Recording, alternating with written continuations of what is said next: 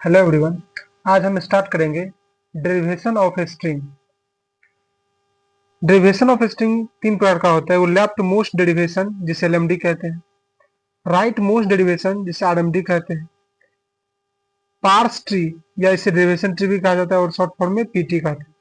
यहाँ left most derivation और right most derivation ये लीनियर होता है और पार्स ट्री नॉन लीनियर होता है। यहाँ हमारे पास एक कॉन्टेक्स्ट फ्री ग्रामर है। एस ड्राइव करता है ए बी को, ए स्मॉल ए को और बी स्मॉल बी को। इस कॉन्टेक्स्ट फ्री ग्रामर से हमें चेक करना है कि इस कॉन्टेक्स्ट फ्री ग्रामर से हम ए बी स्ट्रिंग ड्राइव कर सकते हैं या नहीं।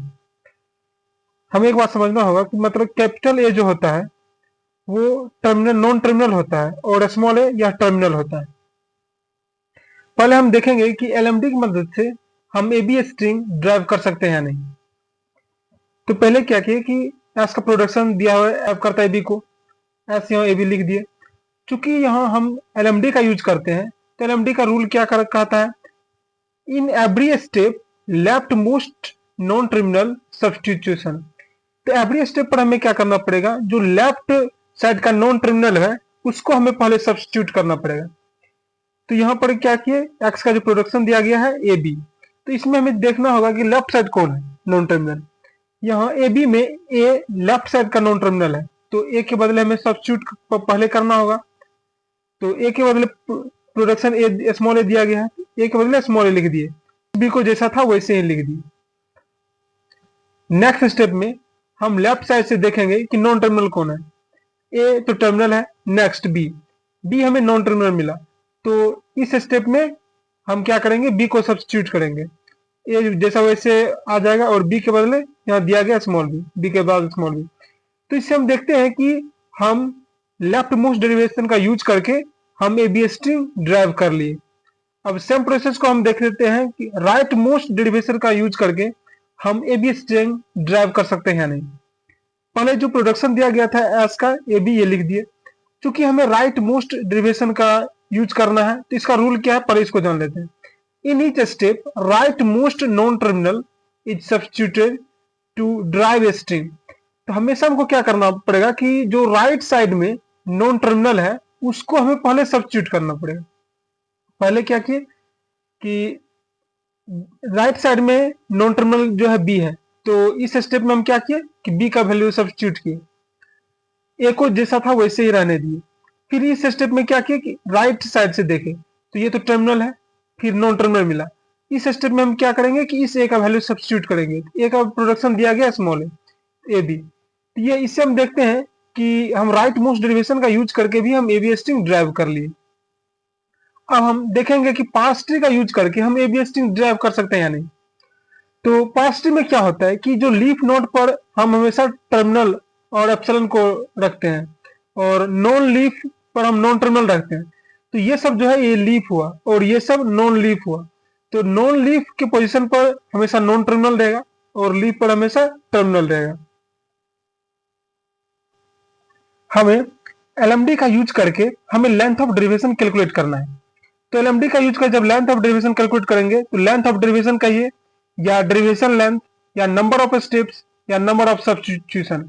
एस का यहाँ एक सब्स्टिट्यूशन हुआ है, दूसरा यहाँ पर हुआ है और तीसरा यहाँ पर हुआ है।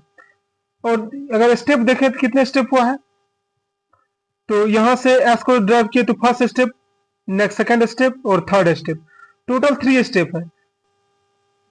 यहाँ पर हम देखते हैं कि number of steps, number of substitution और derivation length, length of derivation सभी 3 है।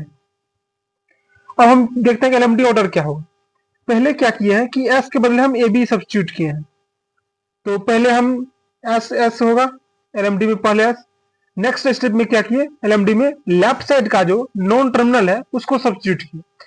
तो उसके बदले ए को सब्स्टिट्यूट किए थे तब ए आ गया। फिर नेक्स्ट स्टेप में क्या किए थे कि जो बी था लेफ्ट साइड से देखे तो बी आया, तो बी आया तो इसके बदले सब्स्टिट्यूट करना पड़ेगा। तो फर्स्ट एस हुआ, दूसरे स्टेप में ए हुआ और तीसरे में बी को सब्स्टिट्यूट किए हैं, तो एस ए बी। अब यहाँ राइट मोस्ट डेरिवेशन का यूज करके हमें लेंथ ऑफ डेरिवेशन कैलकुलेट करना है और राइट मोस्ट डेरिवेशन का जो ऑर्डर क्या होगा ये कैलकुलेट करना है। लेंथ ऑफ डेरिवेशन कैलकुलेट करने के लिए हम नंबर ऑफ सब्स्टिट्यूशन भी कैलकुलेट कर सकते हैं, कितने वो सब्स्टिट्यूट किए हैं, या नंबर ऑफ स्टेप्स भी काउंट कर सकते हैं। फर्स्ट स्टेप, सेकंड और थर्ड, टोटल 3 स्टेप्स हुआ है। और दूसरा देख सब्स्टिट्यूशन, एस के बदले ए बी हुआ है, फिर यहाँ पर एक सब्स्टिट्यूशन हुआ है, फिर यहाँ पर हुआ है, टोटल नंबर ऑफ 3, इसलिए लेंथ ऑफ डेरिवेशन 3 होगा। Length of derivation and right most derivation, ये जरूरी नहीं है कि हमेशा सेम ही होगा, कभी सेम भी रह सकता है और कभी असमान भी रह सकता है। यहां हम देखेंगे जब हम पार्स ट्री का यूज करेंगे और ए बी स्ट्रिंग ड्राइव करेंगे पार्स ट्री का यूज करके, उस वक्त डेरिवेशन लेंथ कितना होगा। तो डेरिवेशन लेंथ कैलकुलेट करने के लिए पार्स ट्री में क्या करते हैं हम लोग कि number of non leaf node जो है उसको काउंट कर लेते हैं। जितना number of non leaf node होगा उतना ही डेरिवेशन लेंथ होगा। जैसे अगर इस में देखें तो number of non leaf node कितना है, 1 2 3, 3 number of non leaf node है, इसलिए डेरिवेशन लेंथ भी 3 होगा। Thank you.